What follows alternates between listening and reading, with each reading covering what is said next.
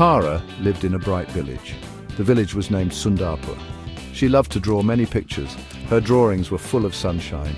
She drew happy flowers and tall trees. She drew playful animals and smiling faces. Tara loved her home very, very much. It always gave her new ideas for art. Tara had a very kind grandma. Grandma always told the best stories. Tara loved visiting her grandma's old house. Her favorite place was the dusty attic. It was quiet and filled with forgotten things.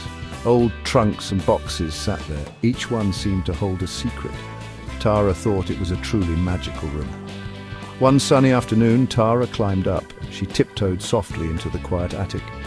Golden sunlight peeked through a tiny window. She saw a small old wooden box. It was tucked away under a soft blue blanket. The box looked very, very special indeed. She felt a little shiver of pure excitement. What wonderful mystery could be inside there? Very carefully, Tara lifted the lid. Inside, on a bed of faded velvet, lay a paintbrush. It was not like her other simple brushes. This special brush had a shiny silver handle.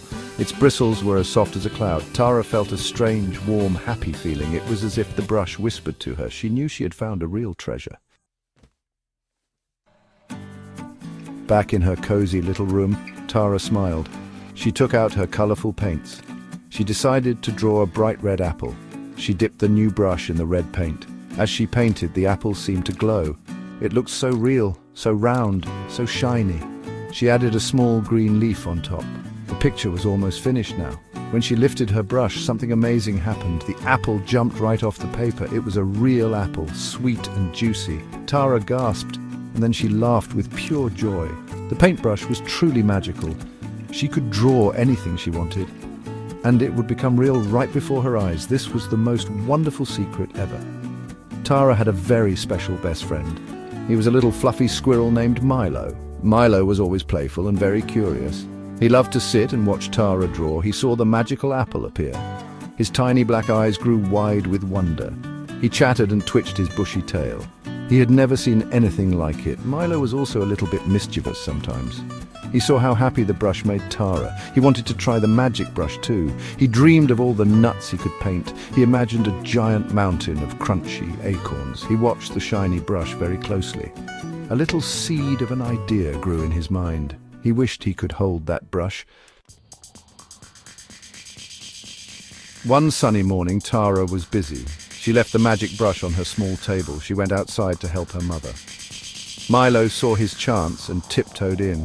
His little heart was beating very fast. He carefully grabbed the magical silver paintbrush. He felt a thrill of excitement and power. Now he could paint his dreams too. Milo scurried quickly to the village square. He wanted to show everyone his new magic. He started to paint with big, quick strokes. He painted a huge pile of delicious nuts. Then he painted a giant ball of soft yarn. Then he painted a flowing river of sweet honey.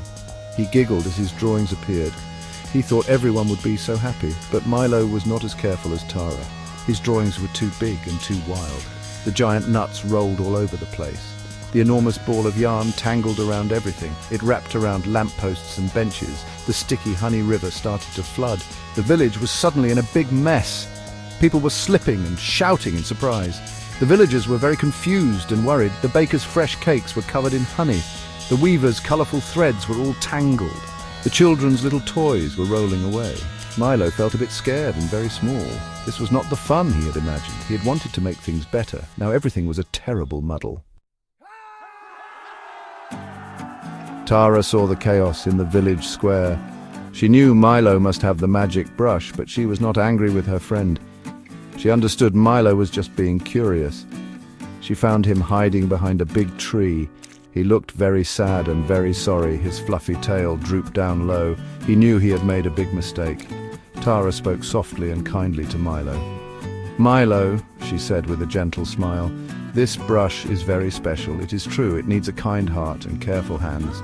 We must use its magic to help others, not to cause trouble or make messes. Imagination is wonderful when shared with kindness." Milo listened very carefully to her words. Together, Tara and Milo fixed the big mess. Tara painted a huge, strong basket for the nuts. Milo helped gather them all up quickly. She painted a helpful, gentle breeze. It untangled all the colorful yarn strands. She painted big, soft sponges to soak honey. The villagers watched, and their smiles returned. They saw how kindness could fix things. From that day, Tara and Milo used the brush for good. They painted bright, cheerful flowers for old Mrs. Gopi's garden. They painted wonderful new storybooks for all the children. They painted a strong, new, safe roof for the old library. Sundarpur became the happiest village, full of color and joy. Everyone learned a very important lesson that day. They learned that kindness and imagination used together are truly the greatest and best magic of all.